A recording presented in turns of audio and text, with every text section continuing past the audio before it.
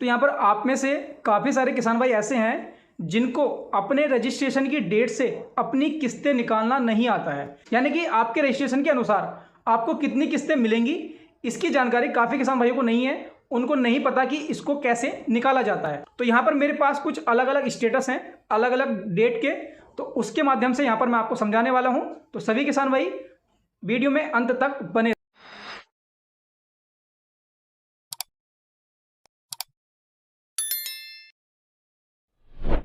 तो यहाँ पर मेरे पास कुछ अलग अलग डेटों के स्टेटस हैं, यहाँ पर आप देख सकते हैं।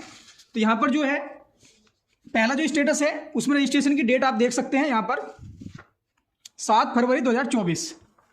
दूसरा यहाँ पर है जिसकी डेट है 19/7/2023। और यहाँ पर तीसरा स्टेटस है मेरे पास 20 फरवरी 2019। तो अब मैं आप सभी को यहाँ पर बताने वाला हूँ कि इनकी रजिस्ट्रेशन की डेट के अनुसार अब यहाँ पर जो पहला स्टेटस है यहाँ पर आप देखेंगे कि यहाँ पर 7 फरवरी 2024 का है, यानी कि इसी साल फरवरी का 2024 का इनका बेनिफिशियरी बना है। तो सीधी सी बात है कि 2023 की इनको कोई भी किस्त नहीं मिलेगी, 2023 तक की कोई किस्त इनकी नहीं आएगी, क्योंकि इनका जो वेरीफाई हुआ है वो 2024 में हुआ है। तो इन किसान भाई को किस्त मिलेगी एक किस्त।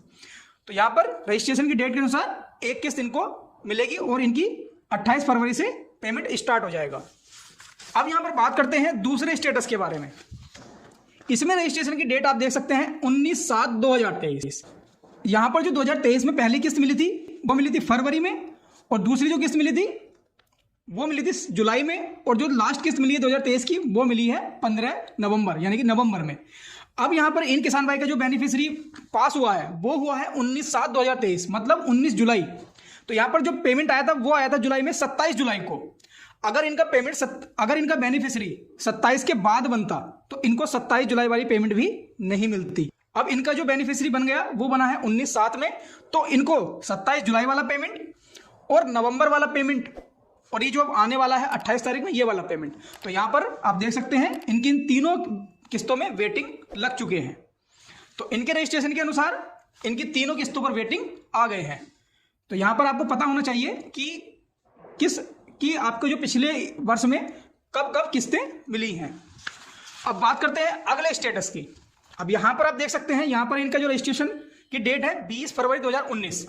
अब इनके स्टेटस के अनुसार इनका शुरुआत में ही बेनिफिशियरी बन चुका था, जब से योजना शुरू हुई थी तब से इनका बेनिफिशियरी बन चुका था। अब इनको एक भी किस्त का लाभ नहीं दिया गया था कुछ स्टेटस में समस्याओं के कारण। अब वो सब कुछ सही हो गई है। उसके बाद इनकी स्टेटस में आप देख सकते हैं कि 8 किस्तें इनकी वेटिंग लगी है, जबकि रजिस्ट्रेशन की डेट के अनुसार आप देख सकते हैं शुरुआत का रजिस्ट्रेशन है, तो इसके अनुसार इनको टोटल 15 किस्तें यहाँ पर मिलनी चाहिए, टोटल 15 किस्तें। ठीक है, तो रजिस्ट्रेशन के हिसाब से इनकी 15 किस्तें बन रही हैं, लेकिन अभी 8 वेरीफाई हुई है, तो अभी इनको 8 किस्तों का लाभ मिलने का। तो यहाँ पर ये स्टार्टिंग का ही इनका बेनिफिशियरी बना है, तो इनको इसके अनुसार 15 किस्तें मिलेंगी। तो यहाँ पर एक एग्जाम्पल और बता देता हूँ। मान लिया किसी किसान भाई का 13/5/2020 का बेनिफिशियरी बना है, उसके अनुसार इनको कितनी पेमेंट मिलेगी।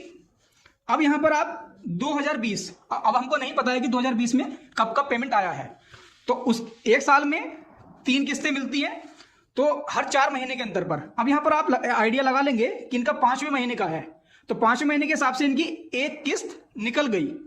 अब यहाँ पर 2020 की बची 2 किस्तें, 2021 की 3, 2022 की 3, 2023 की 3 और 2024 की 1।